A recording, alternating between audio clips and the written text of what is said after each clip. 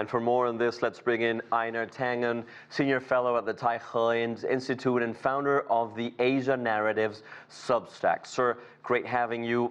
I'd like to start off from your analysis on this current situation.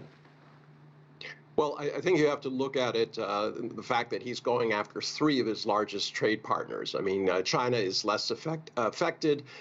There's only about 37% of China's GDP is exterior trade exports. That used to be 60% when you go back to the early 2000s.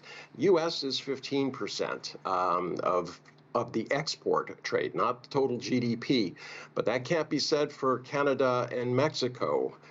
Both of them are around 70% intertwined with the U.S. in terms of their exports. It's going to hit them very hard, but it's also going to hit American consumers hard in a double punch. One, they're going to see some real rapid increases in everything from vegetables to clothing. And then secondly, anything involving secondary materials coming from China that are put into American products are also going to go up.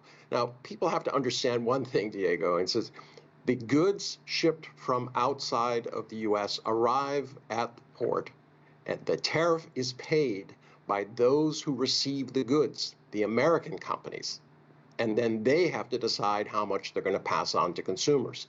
Now, it's been very tight for the last few years. They can't afford to, basically absorb that. So it's going to be a situation where they're passing it on.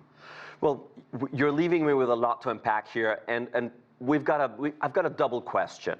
First, China is an important trade partner to most countries around the world. It will be facing trade headwinds in its relationship with the U.S. And also the U.S. consumer is an important consumer for many countries around the world.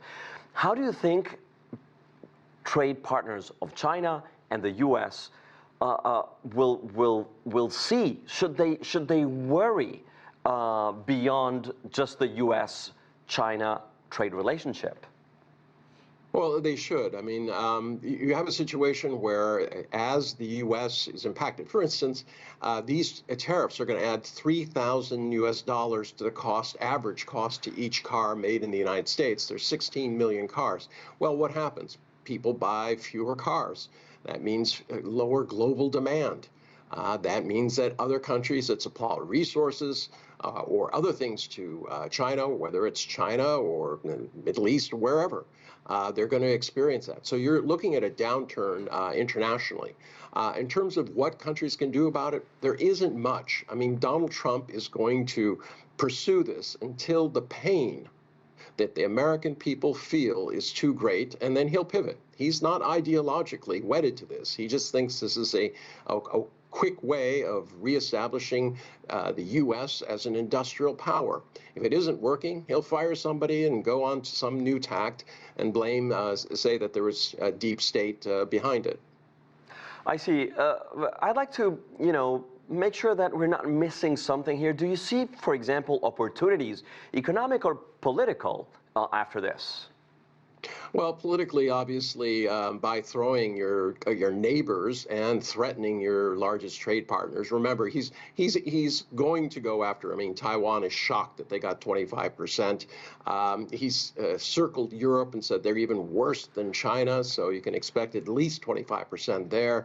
Japan, South Korea, both nations that have surpluses with the U.S. and even Vietnam will be on his posted list of countries he wants to tariff.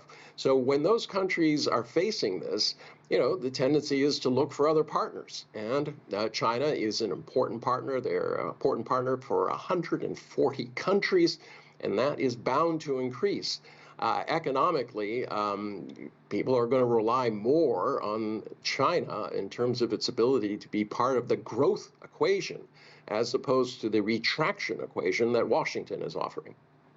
Einar Tangen, thank you. Great having you.